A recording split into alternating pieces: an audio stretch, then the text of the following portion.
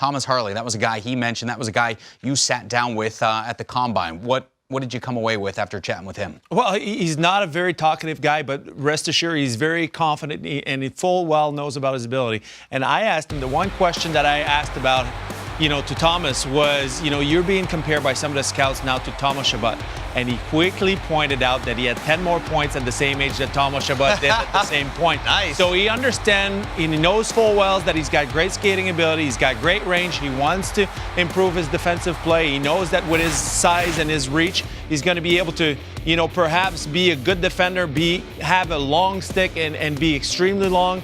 And I think that, the team that's going to draft him, he needs a little bit more prep. He needs a little bit more work. It's going to take him a little time, probably play the World Junior next year for Canada. But I think that he's a tremendous prospect, and he's an outstanding skater. So for, the guys that are going to be drafted in the first round, you want to make sure that you don't miss on a player that's not going to play. A skater like that's going to play in the NHL for a long time. All right, Jack Hughes, potentially number 1. Kaapo Kakko, number 2. That sounds set in stone. Who goes number 3, do you think? Well, Chicago drafts third. They did well in the lottery, so they have that opportunity. What we know Chicago needs right now more than anything is good defense. So Bowen Byram would be a pretty attractive guy to go there. Now, I'm definitely of the mind when you draft that high, take the best player. But the best player might be Byram because when you think about what they need to transition out of Seabrook and Keith and add another guy who can skate, anchor that defense with a top 4 guy in short order while this group still has a chance to win in the NHL, Byram might fit that bill, and what a luxury they could have with another 25-minute defenseman on their hands for another 10 years.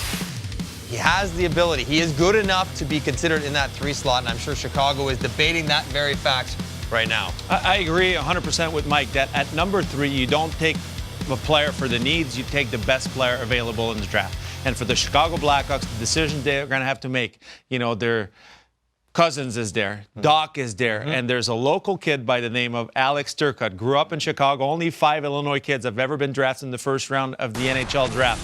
And Alex Turcotte is a guy that lived with Jack Hughes in the last season, both ultra competitive, can do things like his idol growing up, a Chicago Blackhawks fan, Jonathan Toews, meaning he's plays the 200 feet of the game. He's ultra competitive in the defensive circle. He can play the defense as much as the offense.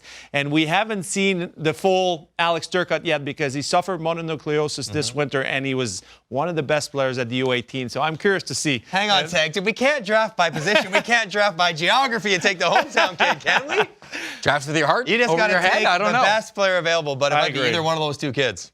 What's going through these kids' minds right now, just a couple days out from being nervous, excitement, looking back, and both Mike and I went to, the NHL draft, and we understand what it's all about.